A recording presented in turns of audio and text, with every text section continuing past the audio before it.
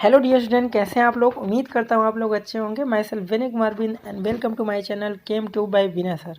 तो dear student, आज हम लोग डिस्कस करने वाले हैं गुजके 2020 पेपर की केमिस्ट्री के क्वेश्चन का हम लोग डिस्कस करेंगे और उसका एक्सप्लेनेशन अच्छे से समझेंगे, उनका आंसर क्या होता है। तो गुजके 2020 में जो केमिस्ट्री क्वेश्चन है, क्वेश्चन नंबर 41 से लेके 80 क्वेश्चन तक केमिस्ट्री का पार्ट है। तो इन्हीं क्वेश्चन का हम लोग आज डिस्कस करने वाले हैं।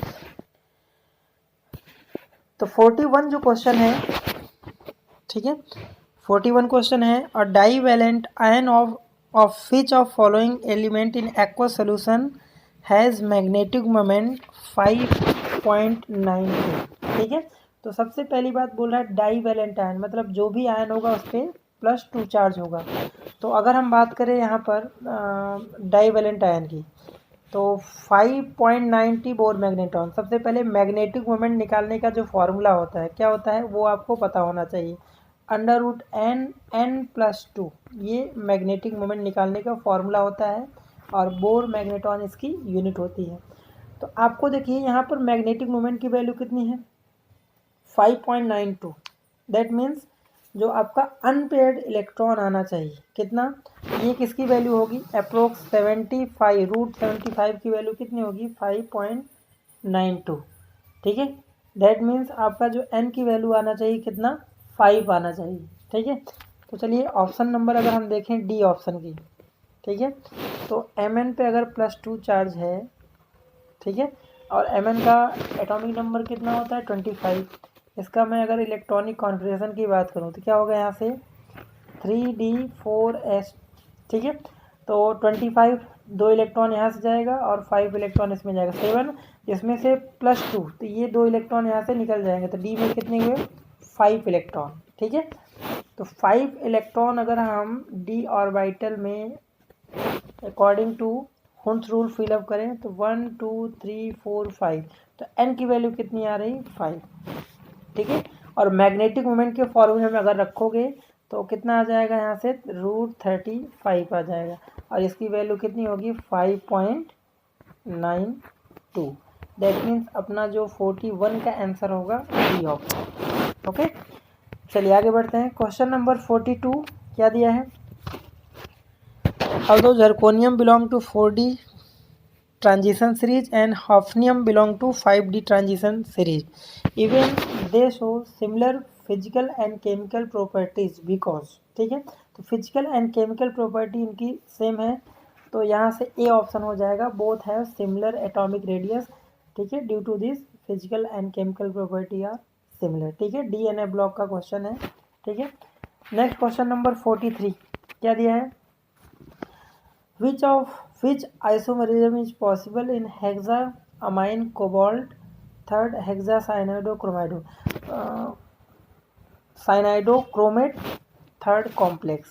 तो देखिए अगर हम इनका स्ट्रक्चर बनाएं, ठीक है, तो इसका अगर मैं स्ट्रक्चर बनाऊँ तो क्या होगा, हेक्सामाइन, दैट मीन्स सेंटर एटम यहाँ पर कोबाल्ट है। ठीक है, हेक्सामाइन मतलब यहाँ से क्या हुआ, NS3 और ये 6। ठीक है, और यहाँ पर क्या, और ठीक है, ये हो गया यहाँ से, मतलब इसके ऊपर +3 चार्ज होगा तभी ऑक्सीडेशन स्टेट कितना आएगा, 3 आएगा। और हेक्सासाइनाइडो, ठीक है, तो इसमें क्या है, क्रोमियम हेक्सासाइनाइडो, मतलब यहाँ पे Cn और ये भी 6 होगा। ठीक है, और ये भी थर्ड है, दैट मीन्स इसके ऊपर क्या होगा, -3 चार्ज होगा। ठीक है, ये कॉम्प्लेक्स है। तो ये किस तरह का आइसोमरिज्म शो करेंगे, तो इन दोनों में क्या दिख रहा है, देखिए यहाँ पर जो आइसोमरिज्म शो करेगा क्या होगा, ये इससे चेंज होगा, ये यहाँ से चेंज होगा, लिगेंड्स, तो लिगेंड्स का एक्सचेंज हो रहा है। तो अगर आपने कोऑर्डिनेशन कंपाउंड में आइसोमरिज्म पढ़ा होगा तो यहाँ पर कोऑर्डिनेशन आइसोमरिज्म आपने पढ़ा होगा, जिसमें लिगेंड्स क्या होते हैं, पोजीशन एक्सचेंज करते हैं। तो इसका आंसर जो हो जाएगा बी ऑप्शन, 43 का बी ऑप्शन। ओके, नेक्स्ट है क्वेश्चन नंबर 44। 44 में क्या दिया है, Which of following complex will absorb maximum wavelength of light। ठीक है, बहुत अच्छा क्वेश्चन है कोऑर्डिनेशन कंपाउंड से। तो आपको यहाँ से कॉन्सेप्ट क्या समझना होगा, स्ट्रॉन्ग फील्ड अगर लिगेंड्स हैं तो एनर्जी क्या होगी, उतनी ज़्यादा होगी। मतलब strong field ligand that means energy क्या होगी उसकी, इतनी ज़्यादा होगी। और एनर्जी एंड फ्रिक्वेंसी का डायरेक्ट रिलेशन होता है, क्योंकि आपने ये रिलेशन पढ़ा इक्वल टू क्या, H new. That means energy ज़्यादा है तो इसकी फ्रिक्वेंसी भी ज़्यादा होगी। और वेवलेंथ से कैसा रिलेशन होगा, इनवर्सली प्रोपोर्शनल, क्योंकि आपने ये भी पढ़ा है एस सी बाई लेमडा। तो एनर्जी का फ्रिक्वेंसी से डायरेक्टली रिलेशन है एंड वेवलेंथ से कैसा है, इनवर्सली रिलेशन है। दैट मीन्स जिसमें वीक फील्ड लिगेंड होगा उसका वेवलेंथ क्या होगा, मैक्सिमम होगा। तो आपको लिगेंड्स का सीरीज का स्ट्रेंथ का ऑर्डर पता होना चाहिए।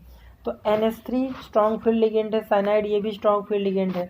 अब C एंड B ऑप्शन में ज़रा देखिए, C ऑप्शन में क्या है, क्लोरीन NH3, इसमें भी NH3 थी। यहाँ पर ये दोनों तो कॉमन है, इससे कंपेयर कर नहीं सकते। अब यहाँ पर Cl की बात आती है और वाटर की।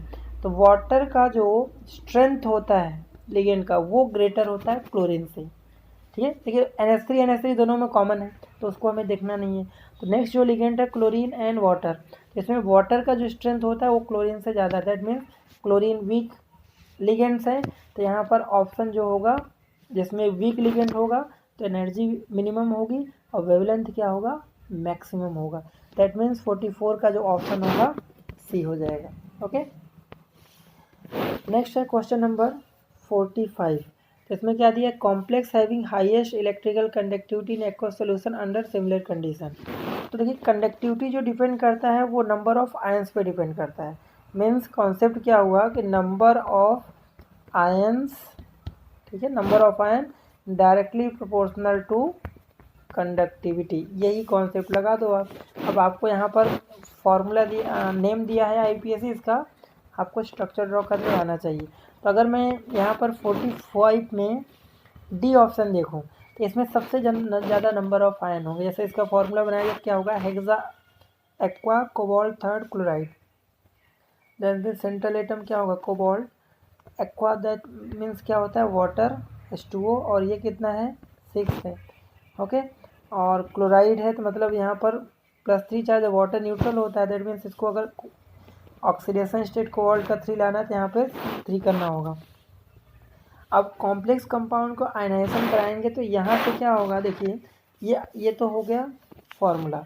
अब इसको आयनाइज कराओगे तो ये कॉम्प्लेक्स एक साथ रहेगा, मतलब COH2O यहाँ से 6, इसके ऊपर क्या आएगा -3 charge, sorry +3 charge and plus क्या होगा 3Cl माइनस। तो टोटल आयन कितने हुए, 3 क्लोराइड आयन हुए और एक आयन ये हुए। तो टोटल नंबर ऑफ आयन कितने हुए 4, और बाकी सब में 4 से कम ही होंगे तो इसकी कंडक्टिविटी ज़्यादा होगी इन एक्वा सोल्यूशन में। 45 का जो ऑप्शन होगा वो लास्ट डी ऑप्शन होगा। ओके, नेक्स्ट है क्वेश्चन नंबर 45। इसमें क्या दिया है, how many optically active isomer are possible in compound having formula C4H9Br, ठीक है। तो देखिए अगर मैं इसका आइसोमर बनाऊं, ठीक है, आइसोमर्स कितने होंगे, तो देखिए यहाँ पर एक आइसोमर तो यहाँ से हो गया ब्रोमोब्यूटेन, ठीक है, ये पहली पॉसिबिलिटी। दूसरी पॉसिबिलिटी कि हम यहाँ से 3 कार्बन का बनाएं और ब्रोमीन क्या कर दें, यहाँ पर 4 कार्बन, ब्रोमीन यहाँ पे लगा दे या फिर यहाँ पे लगा दे, ठीक है। तो ऑप्टिकली एक्टिव आइसोमर पूछ रहा है, तो ऑप्टिकली एक्टिव आइसोमर निकालने का फॉर्मूला क्या होता है, ये निकालने का ऑप्टिकली एक्टिव आइसोमर निकालने का फॉर्मूला क्या होता है, 2 के पावर में क्या होता है n होता है, ये फॉर्मूला होता है ऑप्टिकली एक्टिव निकालने का। तो n क्या होता है, नंबर ऑफ कायरल कार्बन। तो कायरल कार्बन क्या होता है कि अगर कार्बन की जो टेट्रा वैलेंसी है डिफरेंट एटम और ग्रुप से सेटिस्फाई है, दैट मीन्स वो कार्बन क्या होगा, कायरल कार्बन होगा। तो आपको अगर मैं यहाँ पे दिखाऊँ तो टेट्रा वैलेंसी कंप्लीट करो, यहाँ CH3, यहाँ पे CH2, यहाँ पर CH3 और यहाँ पर H होगा, तो ये कार्बन जो है वो कायरल कार्बन है। इसको मैं अलग से दिखाता हूँ कैसे है, CH3 CH2, यहाँ पर क्या होगा H होगा, यहाँ पर Br होगा और यहाँ पर CH3 होगा। तो ज़रा इस कार्बन को ध्यान से देखिए, ये कार्बन क्या कायरल कार्बन है, बिकॉज इस साइड CH3, इस साइड Br है, इस साइड इथाइल है, इस साइड हाइड्रोजन है। तो कायरल कार्बन N की वैल्यू कितना है 1, और ऑप्टिकली एक्टिव आइसोमर का फॉर्मूला क्या था 2 के पावर में n, n क्या है कायरल कार्बन, तो 2 के पावर 1 कितना हुआ 2 आया, तो इसका आंसर क्या हो जाएगा बी। ठीक है, तो 946 का क्या हो जाएगा बी, 2 ऑप्टिकली आइसोमर्स होंगे। ठीक है, नेक्स्ट 47 जो क्वेश्चन है, उर्ज रिएक्शन आपने पढ़ा है, तो ये क्वेश्चन बहुत ही आसान है। आपको बोला है कि आर डैश जो है अल्काइल हैलाइड में आर डैश क्या होगा। ठीक है, इसमें आर डैश अपने को निकालना है क्या होगा। तो देखिए हमें यहाँ पर जो प्रोडक्ट दिया है वो पहले उसका स्ट्रक्चर बना लीजिए। प्रोडक्ट दिया 2,3 डाईमिथाइल ब्यूटेन, 2,3 डाईमिथाइल ब्यूटेन, मतलब ये कुछ इस तरह से है 2,3 डाईमिथाइल ब्यूटेन, ये चीज़ है। ठीक है, तो यहाँ से CH3 हो गया, ये CH हो गया, ये भी CH हो गया, और ये भी CH3 और ये भी CH3, ये टर्मिनल है। तो यहाँ पर ऊर्जा रिएक्शन क्या होता है, जस्ट दोनों यहाँ से हम अगर ब्रेक करें तो दोनों कंबाइन हो रहे हैं, तो इसका मतलब जो R ग्रुप होगा वो क्या होगा, यहाँ से बस R ग्रुप ये अपना होगा, और इसका क्या नेम होगा। ठीक है, तो आइसोप्रोपाइल। ठीक है, इसका नाम क्या होगा आइसोप्रोपाइल। ठीक है, उर्ज रिएक्शन अगर आपको याद होगा तो उर्ज रिएक्शन क्या होता है, अल्काइल हैलाइड को सोडियम मेटल के साथ ड्राई ईथर में रिएक्शन कराते हैं। ठीक है, तो यहाँ से क्या होता है, ये दो मॉलिक्यूल, तो यहाँ से ये चीज़ ये निकल जाता है और आर आर यहाँ से बना लेते हैं। ठीक है, और ये सिमेट्रिकल एलिगन के लिए होता है, तो इसका जो ऑप्शन होगा आपका 47 का सी हो जाएगा। ओके, नेक्स्ट है 48 क्वेश्चन।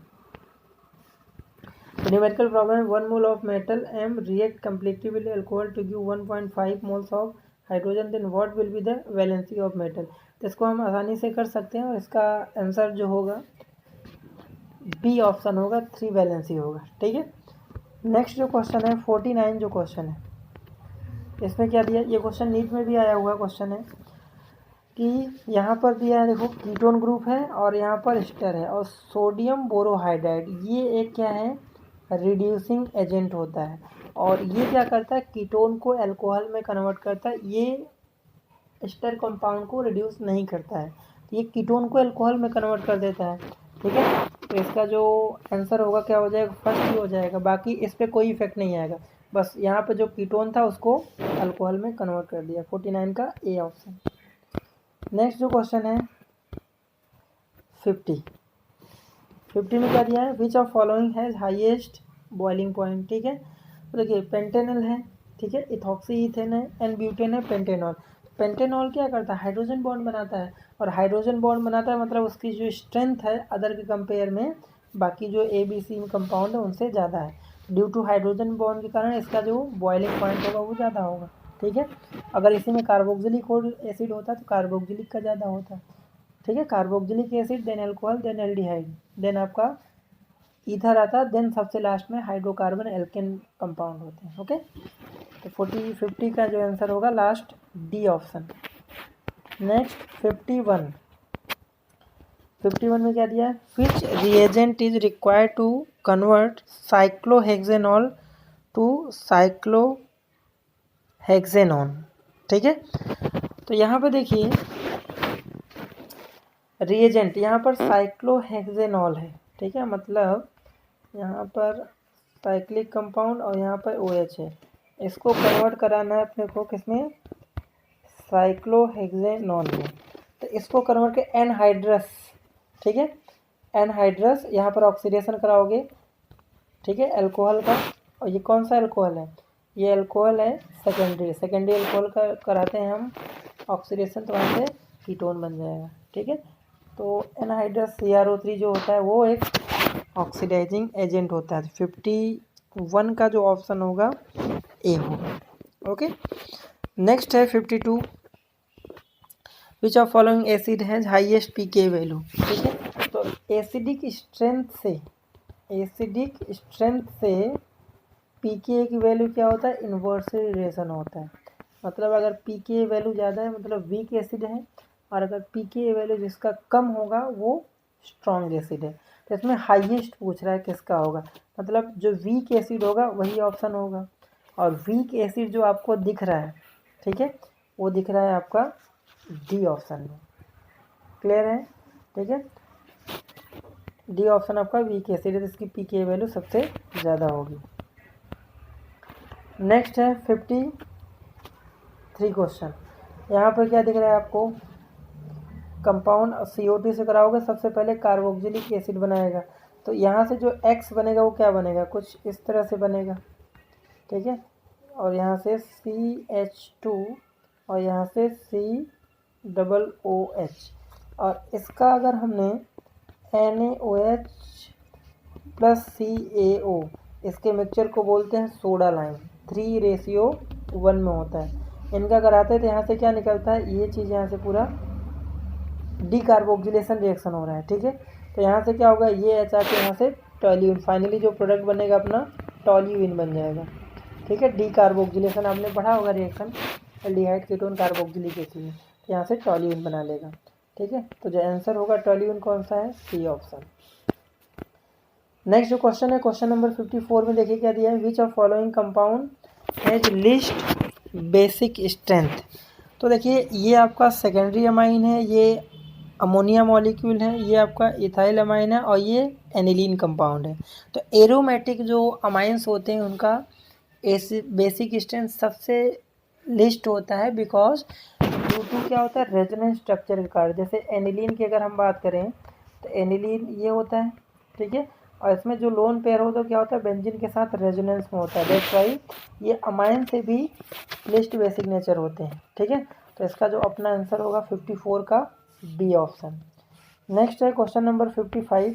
55 में क्या दिया है, source of nitrogen in Gabriel synthesis of amine, ठीक है। तो यहाँ पर देखिए गैब्रियल सिंथेसिस ऑफ अमाइन में हम पैथिलीमाइड रिएक्शन लेते हैं, ठीक है। वो नाइट्रो, इसका स्ट्रक्चर जो है ऑप्शन ए होगा। और अगर इसके स्ट्रक्चर की बात की जाए तो इसमें स्ट्रक्चर क्या होता है, बेंजीन होता है, और यहाँ पर क्या होते हैं C⋅O, यहाँ से भी C⋅O, और यहाँ से NK होता है, ठीक है। तो नाइट्रोजन का सोर्स ये कंपाउंड है, ठीक है, पोटेशियम सॉल्ट ऑफ पैथिलीमाइड। तो इसका जो आंसर होगा 55 का ए हो जाएगा। नेक्स्ट क्वेश्चन है 56। The best reagent for converting 2-phenyl propanamide into 1-phenyl ethanamine. तो यहाँ से देखिए ऑप्शन डी होगा, और ये कौन सा रिएक्शन है, हॉफमैन ब्रोमाइड डिग्रेडेशन रिएक्शन, ठीक है। कौन सा, Hoffmann bromide degradation reaction amine chapter का है। तो इसमें अगर कन्वर्जन की बात की जाए तो 2-phenyl प्रोपेनामाइड दिया हुआ है, तो अगर इसका स्ट्रक्चर बनाया जाए तो क्या होगा, यहाँ से कार्बन कार्बन और यहाँ से प्रोपेनामाइड है, मतलब यहाँ से CONH2 और 2-phenyl दिया, मतलब यहाँ पर बेंजीन अटैच्ड होगा। अब इसको कन्वर्ट कराना है किसमें, 1-phenyl इथेनामाइन, मतलब यहाँ से कार्बन और यहाँ से बेंजीन, ठीक है, इस तरह से, और यहाँ से NH2, मतलब ये पूरा ग्रुप कन्वर्ट हो रहा है NH2 में, ठीक है। तो इस कन्वर्जन के लिए आपको याद होगा हम रिएजेंट ये लेते हैं, ठीक है, हॉफमैन ब्रोमाइड डिग्रेडेशन रिएक्शन, ठीक है, नेम रिएक्शन है, तो ऑप्शन डी होगा 56 का। नेक्स्ट जो क्वेश्चन नंबर 57 है, क्या दिया है, giving T symbol for true and false statement है। अगर हम बात करें 57 क्वेश्चन की, तो 57 में देखिए क्या है,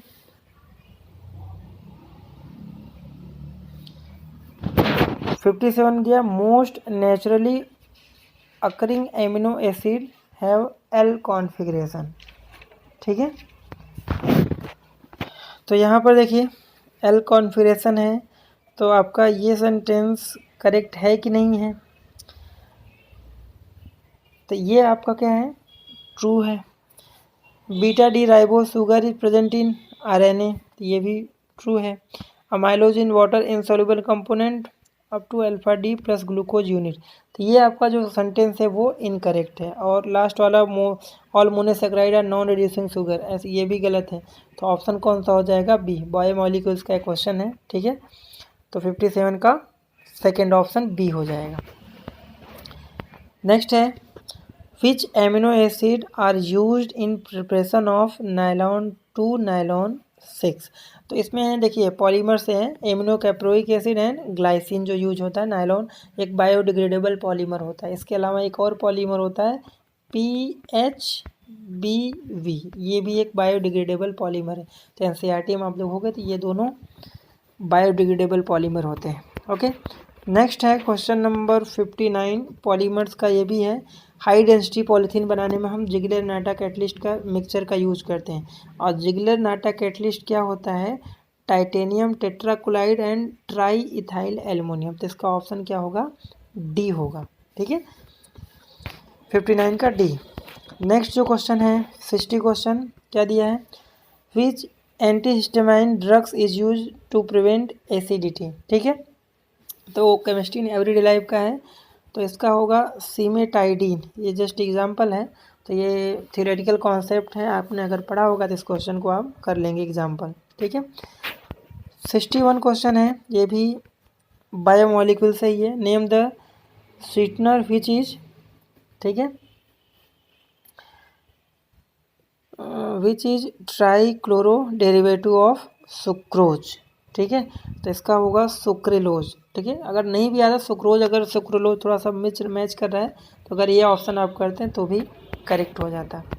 ठीक है, नेक्स्ट है 62 deficiency of which vitamin causes scurvy. तो विटामिन सी की कमी से होता है, और विटामिन सी का जो केमिकल नेम है स्कॉर्बिक एसिड। ठीक है, चलिए नेक्स्ट आगे बढ़ते हैं 63 क्वेश्चन की। 63 में क्या दिया? विच of following statement is correct.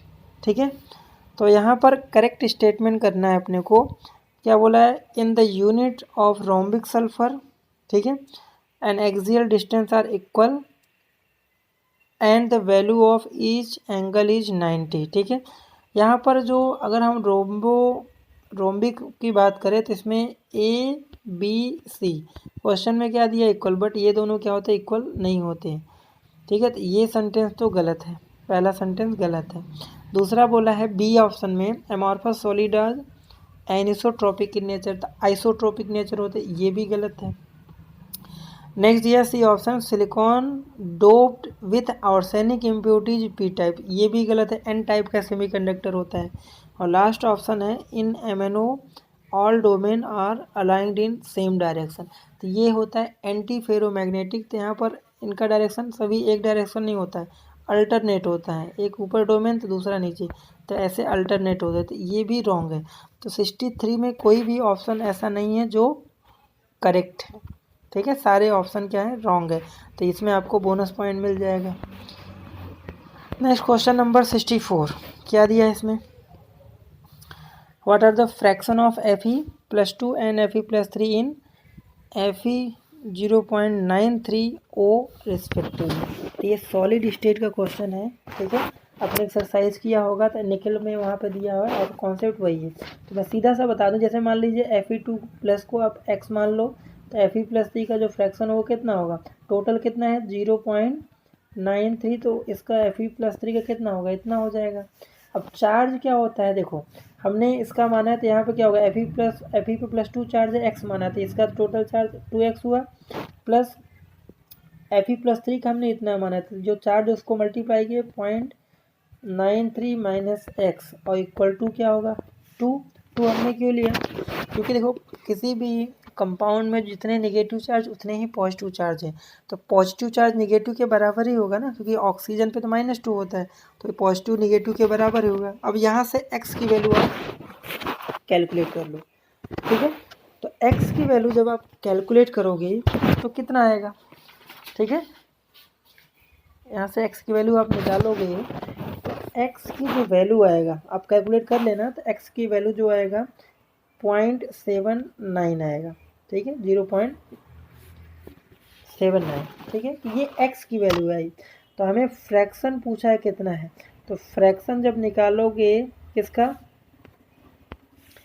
जब हमें फ्रैक्शन निकालना हो, फ्रैक्शन किसका? Fe+2 का। तो फ्रैक्शन कैसे निकालते हैं?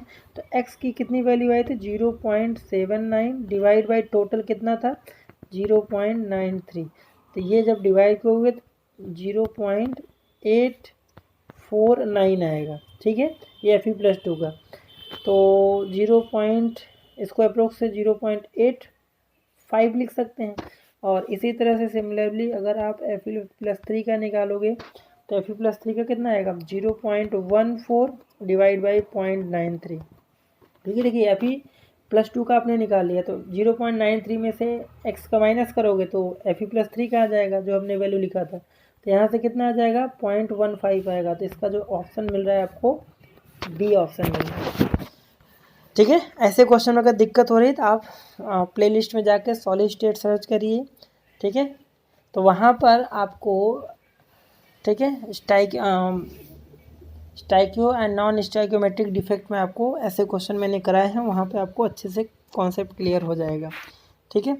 नेक्स्ट जो क्वेश्चन है 65, क्या दिया इसमें 65 में maximum amount of solute that can be dissolved in specific amount of given liquid solvent does not depend on, temperature पे डिपेंड करता है, नेचर ऑफ सॉल्यूट पे भी डिपेंड करता है, और अगर हम किसी स्पेसिफिक को सॉल्यूट को मिलाएंगे लिक्विड में तो प्रेशर का कोई इन्वॉल्वमेंट नहीं होता है। 65 का डी ऑप्शन हो जाएगा, ठीक है। सॉल्यूशन चैप्टर का कॉन्सेप्ट है। 66, ठीक है, इसमें क्या पूछा है आपसे, मोलैलिटी पूछा है और मोल फ्रैक्शन किसका सॉल्यूट का दिया है। मैं आपको सिंपल सा शॉर्ट ट्रिक फार्मूला बताता हूँ। मोलैलिटी निकालना हो तो एक्स सॉल्यूट, ठीक है, x solute into 1000 divide by x solvent into, ठीक है, एम सॉल्वेंट हो जाएगा। एम सॉल्वेंट मतलब मोलर मास ऑफ सॉल्वेंट, इसी फॉर्मूले में रख दो। अब एक्स सॉल्यूट की वैल्यू दिया है कितना 0.25। अब एक्स सॉल्वेंट क्या होता है, मोल फ्रैक्शन का सम हमेशा 1 होता है। तो अगर सॉल्यूट का आपको 0.25 पता है तो सॉल्वेंट का 1 में से माइनस कर दो, कितना आ जाएगा 0.75। और बाकी एम सॉल्वेंट क्या है, यहाँ पर एक्वस बोला है तो वाटर होगा। तो आप सीधा सा इस फॉर्मूले में रखो, मोलैलिटी इक्वल टू 0.25 इंटू 1000, ठीक है, और डिवाइड बाई जो सॉल्वेंट का मोल फ्रैक्शन है 0.75 इंटू एक्वस है तो वाटर का मोलर मास इतना है। तो ये जब सॉल्व करोगे पूरा तो जो आंसर आएगा कितना 66 का जो आएगा आंसर फाइनली 18.5, ठीक है। ये फॉर्मूला याद करिएगा। इसका जो ऑप्शन होगा 66 का सी ऑप्शन। नेक्स्ट जो क्वेश्चन है question number 67, osmotic pressure of 0.5 aqueous solution of acetic acid having 2 pH at temperature, ठीक है। तो 67 का जो ऑप्शन अपना होगा ये क्या हो जाएगा, 67 का जो ऑप्शन होगा ये हो जाएगा 0.51 RT, ठीक है। नेक्स्ट जो क्वेश्चन है, इस तरह क्वेश्चन बहुत आते हैं। 68 question, on the basis of given following electrode potential which one is a strongest reducing agent. इस तरह क्वेश्चन नीट में, जेई में, गुजकेट में, बोर्ड में हर जगह आते हैं। इलेक्ट्रोकेमिस्ट्री से क्वेश्चन ऐसा आता ही है। तो आपको अगर स्ट्रॉन्ग रिड्यूसिंग एजेंट का मतलब क्या है, जिसका ऑक्सीडेशन आसानी से हो जाए, और रिडक्शन पोटेंशियल से वैल्यू से कैसे पहचानोगे, जिसकी सबसे स्मॉलेस्ट वैल्यू रिडक्शन पोटेंशियल दिया हो तो उसका ऑक्सीडेशन जल्दी होगा और वो स्ट्रॉन्ग रिड्यूसिंग एजेंट होती है। ऑक्सीडेशन मतलब रिड्यूसिंग एजेंट, ठीक है। तो यहाँ पर आप देखो चारों में से जिंक का इसका रिडक्शन पोटेंशियल वैल्यू सबसे कम दिया है, मतलब ये सबसे पहले क्या होगा ऑक्सीडाइज होगा, और ऑक्सीडाइज का मतलब रिड्यूसिंग एजेंट, ठीक है। तो आंसर क्या हो जाएगा 68 का लास्ट डी ऑप्शन जिंक, ठीक है। नेक्स्ट जो क्वेश्चन है question number 69, for which of following electrolyte the graph, ठीक है, molar conductivity at given concentration again under root concentration give to negative slope. तो आपने अगर ग्राफ देखा है, ठीक है, मोलर कंडक्टिविटी और अंडर रूट फ्रिक्वेंसी की भी, तो ये होता है स्ट्रॉन्ग इलेक्ट्रोलाइट का और ऐसा ग्राफ होता है वीक इलेक्ट्रोलाइट का। तो ये कर्व टाइप वीक है और ये जो है स्ट्रॉन्ग है, ठीक है। तो यहाँ पर जो ऑप्शन मिल रहा है आपको ये तो वीक है, ये भी आपका स्ट्रॉन्ग निगेटिव स्लोप मतलब ये निगेटिव स्लोप है, ठीक है। क्लियर है। इसमें जो इक्वेशन फार्मूला आपने अगर इलेक्ट्रोकेमिस्ट्री देखा होगा तो यहाँ पर क्या इसका इक्वेशन ये होता है, ठीक है, रूट सी, ये एक इक्वेशन होता है। अब अगर हम बात करें यहाँ पर तो सोडियम एसीटेट इसका फाइनल आंसर होगा 69 का। इसमें सोडियम जो स्ट्रॉन्ग है इलेक्ट्रोलाइट है, ठीक है। नेक्स्ट जो क्वेश्चन है 70। तो 70 का जो आंसर होगा ये भी अपना इलेक्ट्रोकेमिस्ट्री से है। तो 70 का जो ऑप्शन होगा वो MCl2 होगा, मेटल, ठीक है। इसका जो फॉर्मूला होगा MCl2 होगा। नेक्स्ट जो क्वेश्चन है question number 71। In presence of catalyst heat evolve और एब्जॉर्ब ड्यूरिंग द रिएक्शन। तो कैटलिस्ट का कोई रूल नहीं होता हीट के एब्जॉर्ब या फिर रिलीज या एब्जॉर्बन से, तो रिमेन अनचेंज्ड, ठीक है। नेक्स्ट दिया है 72। बोला है which of following graph has intercept equal to 0। तो यहाँ पर बी ऑप्शन है, इसका ग्राफ बनाओगे तो यहाँ पर इंटरसेप्ट क्या आएगा, 0 आएगा। मतलब ओरिजिन से ग्राफ यहाँ पे पास होने वाला है। नेक्स्ट जो क्वेश्चन है 73। Time required to decompose SOCl2 in half of its initial. मतलब हाफ लाइफ आपको दे रखा है, हाफ ऑफ इनिशियल मतलब यहाँ पे 40 मिनट दे रखा है। इफ डिकम्पोजिशन फर्स्ट ऑर्डर तो रेट कांस्टेंट, तो हाफ लाइफ का फॉर्मूला क्या होता है, टी हाफ फर्स्ट ऑर्डर के लिए 0.693 डिवाइड बाई के। तो आपको के पूछा तो टी हाफ की वैल्यू कितना दिया, 40 मिनट। तो अपने को के निकालना है तो क्या करोगे, यहाँ से के इक्वल टू 0.693 डिवाइड बाई 40 कर दो। तो यहाँ से जो 73 का ऑप्शन आपको कैलकुलेट करके मिलेगा वो कितना हो जाएगा, 73 का 40 से आप डिवाइड करोगे तो फाइनली जो आंसर मिलेगा, ठीक है, 1.73 इंटू 10 के पावर -2। तो इसका जो ऑप्शन आएगा सी, ठीक है। नेक्स्ट जो क्वेश्चन है 74। इसमें क्या दिया है, which of following is reversible salt. Reversible salt gelatin, ठीक है, ये लायोफिलिक होता है। रिवर्सिबल लायोफिलिक जो होते हैं रिवर्सिबल होते हैं। तो जिलेटिन, गम, स्टार्च ये सब क्या होते हैं, लायोफिलिक होते हैं और रिवर्सिबल सॉल्ट होते हैं, जिलेटिन, ठीक है। सरफेस केमिस्ट्री क्वेश्चन है। नेक्स्ट यहाँ पर 75। बहुत ही सोचने वाला क्वेश्चन है कि इसमें PQRS 3-4 कंटेनर दिए हैं और उसमें 1 ग्राम चारकोल दिया है ईच में, और 1 मोल हीलियम, 1 मोल SO2 और 1 मोल हाइड्रोजन एंड 1 मोल मीथेन दिया है। इसमें पूछा है कि इसमें प्रेशर किस वेसल में प्रेशर ज़्यादा होगा। तो इसको दो तरीके से कर सकते हैं। एक तो आप ऐसे कर सकते हो कि PV इक्वल टू क्या होता है, nRT, ठीक है। तो P इक्वल टू क्या होगा, मोल क्या होता है, weight upon molar mass into PV equal to nRT। तो यहाँ से V आ जाएगा, RT आ जाएगा। तो यहाँ पर RT में तो सब में कॉमन है, और मोल दिया है तो यहाँ पर वेट भी निकालेंगे। तो देखिए यहाँ पर मोलर मास मतलब प्रेशर इन्वर्सली प्रोपोर्शनल टू क्या है, मोलर मास। तो जिसका मोलर मास कम होगा उसका प्रेशर क्या होगा, ज़्यादा होगा। तो इस हिसाब से अगर देखा जाए तो यहाँ पर हाइड्रोजन का मास क्या है, मोलर मास सबसे कम है, इसमें प्रेशर क्या ज़्यादा होगा, मतलब R इसका ऑप्शन होगा। ये पहला तरीका हुआ, फर्स्ट मेथड हुआ। तो ए ऑप्शन होगा R, हाइड्रोजन गैस में इसमें प्रेशर क्या होगा, ज़्यादा होगा। और दूसरा ऑप्शन अगर दूसरे तरीके से अगर देखा जाए इसी आंसर को, तो आपने सरफेस केमिस्ट्री में पढ़ा होगा फिजिज ऑप्शन एंड केमिज ऑप्शन में डिफरेंस। जिस गैस का लिक्विफिकेशन जितने आसानी से होगा उसका एडजॉर्प्शन उतना ज़्यादा होगा, ठीक है, क्योंकि चारकोल क्या होता है, गुड एडजॉर्बेंट होते हैं, ठीक है। तो उस हिसाब से अगर देखा जाए तो आपने स्टेट्स ऑफ मैटर में एक ग्राफ पढ़ा था लिक्विफिकेशन। ये है आइडियल गैस, और जितना ज़्यादा नेगेटिव डेविएशन शो करता है उस गैस का एडजॉर्प्शन लिक्विफिकेशन उतने आसानी से होगा। तो हाइड्रोजन सबसे ऊपर आता है, ये पॉजिटिव डेविएशन शो करता है। उसके बाद क्या आता है, हीलियम, और बाकी उसके बाद मीथेन, ये सब गैस आते हैं। तो इस गैस का क्या है, पॉजिटिव डेविएशन शो कर रहा है। तो जो जितना ज़्यादा नेगेटिव डेविएशन हो उसका लिक्विफिकेशन उतने आसानी से होगा, तो एडजॉर्प्शन भी उतने आसानी से होगा। तो हाइड्रोजन का एडजॉर्प्शन क्या होगा, कम होगा। एडजॉर्ब कम होगा तो बाकी जो गैस है वो उस कंटेनर में ज़्यादा होंगे, तो प्रेशर भी ज़्यादा होगा। तो ये दूसरा कॉन्सेप्ट हुआ, इसी का आंसर क्या हो जाएगा, ए, R, ठीक है। नेक्स्ट है 76 क्वेश्चन है, which soluble complex is formed in leaching process of gold.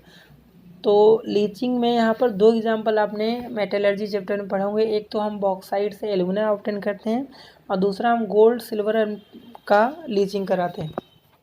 तो पूछा कौन सा कॉम्प्लेक्स बनाएगा, तो इसका रिएक्शन क्या होगा, देखो 4Au प्लस क्या करते हैं हम 8 साइन लीचिंग प्रोसेस आप देखिएगा मेटलर्जी में, और प्लस क्या होता है यहाँ पर 2H2O और प्लस यहाँ से क्या होता है O2। ठीक है, यहाँ सोडियम साइनाइड लेते हैं हम, leaching process gold and silver कराते हैं, तो यहाँ से जो कॉम्प्लेक्स बनाता है 4Au और यहाँ पर Cn ट्वाइस और उसके ऊपर -1 चार्ज होता है। ठीक है, क्लियर है, Cn पे क्या होता है -1 चार्ज होता है। ओके, और ये और प्लस यहाँ से क्या 4OH बनाता है, तो आपसे पूछा है कौन सा कॉम्प्लेक्स होगा, तो कॉम्प्लेक्स यहाँ पर ये चीज़ होता है AuCN ट्वाइस और इसमें -1 चार्ज, ऐसा ऑप्शन लास्ट दिख रहा है डी ऑप्शन में। और फिर से हम क्या करते हैं जिंक के साथ डिस्प्लेसमेंट करा देते हैं, तो यहाँ से गोल्ड सेपरेट हो जाता है और जिंक का कॉम्प्लेक्स बना लेता है। तो इस क्वेश्चन का जो आंसर होगा last D option. Okay, next है question number 77, which of following slag is form during extraction of iron in blast furnace. ठीक है, तो 900 से 1500 केल्विन में स्लैग का फॉर्मेशन होता है, और कैसे बनता है, जब कैल्शियम कार्बोनेट को हम क्या करते हैं हीट करते हैं ब्लास्ट फर्नेस से, तो यहाँ से CaO प्लस CO2 बनाता है, और फिर ये CaO रिएक्ट करता है सिलिका से SiO2 से, तो यहाँ से क्या बना जाता है कैल्शियम सिलिकेट का फॉर्मेशन करता है जो कि स्लैग है। तो इसका जो आंसर होगा क्या हो जाएगा, A option. Next question number 78 क्या दिया है, which of following is correct order. ठीक है, इसमें से करेक्ट ऑर्डर आपको बताना है। तो आयनिक करेक्टर अगर हम फर्स्ट ऑप्शन देखें, ठीक है, तो आयनिक करेक्टर किसमें ज़्यादा है, तो यहाँ पर ये ऑर्डर नहीं होगा, तो ये आपका क्या है इनकरेक्ट है। MF का मेटल और फ्लोराइड का आयनिक करेक्टर ज़्यादा होगा। स्टेबिलिटी का ऑर्डर दिया है HI सबसे लेस है, HF सबसे ज़्यादा, तो ये आपका करेक्ट ऑप्शन है। बाकी अगर हम बात करें सी ऑप्शन का, तो हम क्लोरीन का ऑक्सीडेशन स्टेट निकालेंगे तो +7 आएगा, तो ऑक्सीडेशन स्टेट क्या होता है directly proportional to acidic oxo acid में। ठीक है, तो ये भी गलत है। और last option electronegativity electron gain enthalpy, यहाँ पे एक्सेप्शनल क्लोरीन का ज़्यादा होता है फ्लोरीन से, तो ये भी गलत है। तो फाइनली जो 78 का ऑप्शन होगा वो बी हो जाएगा। नेक्स्ट है 79, in which of following oxo acid of sulphur S, मतलब यहाँ पर ऑक्सीजन का पैरोक्साइड लिंकेज है, तो दो ही सल्फर के जो ऑक्सो एसिड होते हैं इसमें दो हैं, एक तो है H2S2O8 जिसको क्या बोलते हैं मार्शल एसिड, क्या बोलते हैं मार्शल एसिड इसका नाम है। इसका अगर स्ट्रक्चर की बात करें तो हाइड्रोजन ऑक्सीजन, बाकी यहाँ से सल्फर और यहाँ पर ऑक्सीजन क्या होते हैं पैरोक्साइड लिंकेज होता है, बाकी यहाँ से OH और यहाँ से डबल बॉन्ड O, तो ये इसका स्ट्रक्चर है, तो इसमें पैरोक्साइड लिंकेज है। और तो इस 79 का जो ऑप्शन होगा बी होगा। इसके अलावा एक कैरोस एसिड होता है, आपने फॉर्मूला देखा होगा H2SO5, इसमें भी पैरोक्साइड लिंकेज होता है, तो अगर बी ऑप्शन नहीं होता तो ये ऑप्शन होता है। ठीक है, इसके स्ट्रक्चर की बात करें तो क्या होता है OH, यहाँ से ऑक्सीजन सल्फर से डबल बॉन्ड O और यहाँ से H, इसको बोलते हैं कैरोस एसिड। ठीक है, कैरोस एसिड, तो इसका ऑप्शन बी होगा। लास्ट जो क्वेश्चन है क्वेश्चन नंबर 80, क्या दिया है इसमें, concentrated nitric acid oxidize white phosphorus into which substance.